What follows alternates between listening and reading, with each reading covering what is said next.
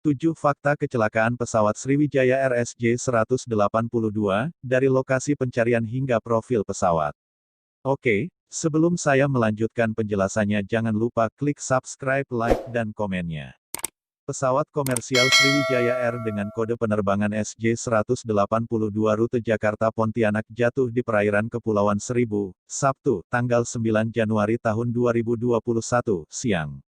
Sebelumnya, pesawat disebutkan hilang kontak beberapa menit setelah lepas landas. Adapun pesawat maskapai Sriwijaya Air yang jatuh tersebut berjenis Boeing 737-500 dengan kode registrasi PEK CLC.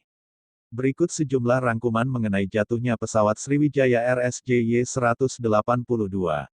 1. Delay pesawat Sriwijaya RSJY-182 dijadwalkan bertolak dari Bandara Soekarno-Hatta pada pukul 13.25 waktu Indonesia Barat.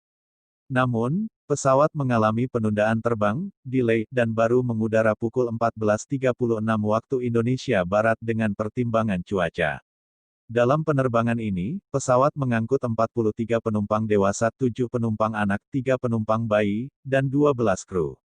2. Hilang kontak pesawat Sriwijaya RSJ-182 rute Jakarta-Pontianak hilang kontak 4 menit setelah lepas landas, pada Sabtu, tanggal 9 Januari tahun 2021, pukul 14.40 waktu Indonesia Barat.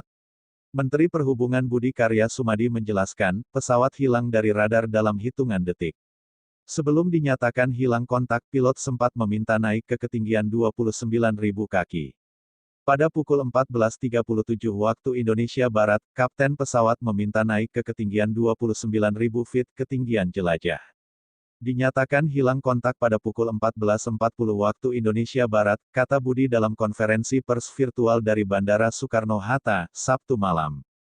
3. Lokasi juru bicara Menteri Perhubungan Adhita Irawati menyebut posisi terakhir pesawat diketahui berada di atas Kepulauan Seribu. Adhita memaparkan, pada pukul 14.37 waktu Indonesia Barat, pesawat melewati ketinggian 1.700 kaki dan melakukan kontak dengan Jakarta Aproah. Pada waktu tersebut, pesawat meminta izin menambah ketinggian menuju ketinggian jelajah. Menurut Adhita, pesawat mengarah ke barat laut. Pesawat mengarah ke barat laut, northwest. Karenanya ATC menanyakan untuk melaporkan arah pesawat.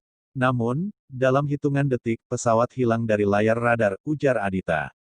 Sementara itu, pada pukul 14.40 waktu Indonesia Barat, Menara Pengatur Lalu Lintas Penerbangan ATC, Jakarta melihat arah penerbangan pesawat bukan 0,75 derajat seperti seharusnya bila menuju Pontianak.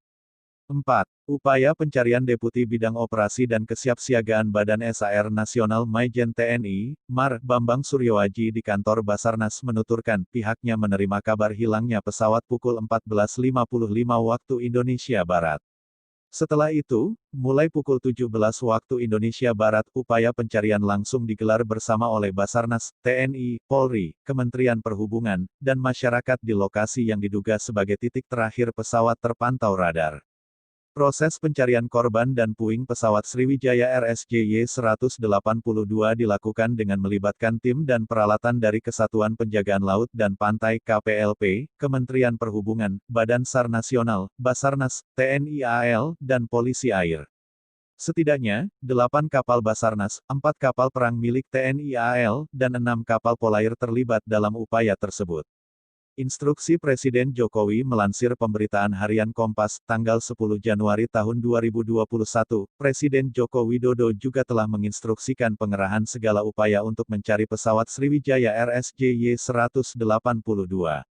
Panglima TNI Marsikal Hadi Cahyanto menjanjikan pengerahan kapal survei TNI AL untuk mencari pesawat yang mengalami musibah ini.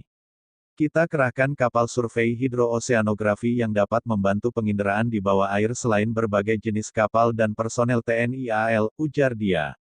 2 kapal survei yang dimiliki TNI AL antara lain Krispika dan Kri Rigel, yang dibuat di Perancis. Kapal ini mempunyai sistem penginderaan dan survei bawah laut termodern di Asia Tenggara.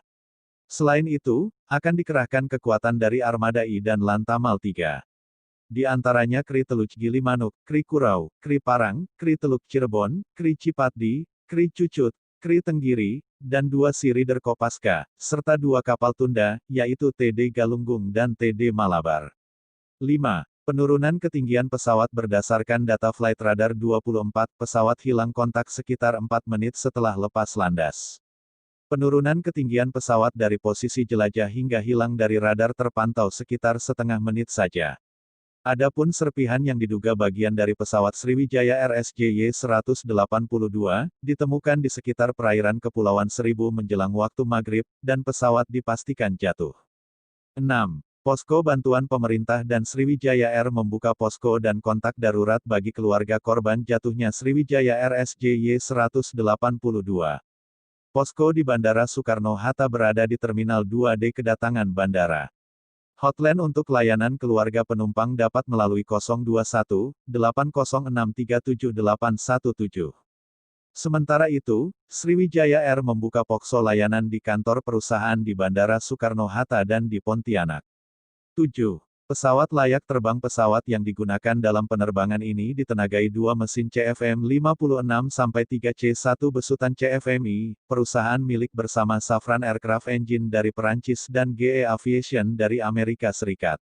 Tapi sayapnya sudah ada flip, jadi ini termasuk keluaran akhir dari Boeing 737 seri 500, tutur pemerhati penerbangan Yayan Mulyana, Sabtu, tanggal 9 Januari tahun 2021 petang.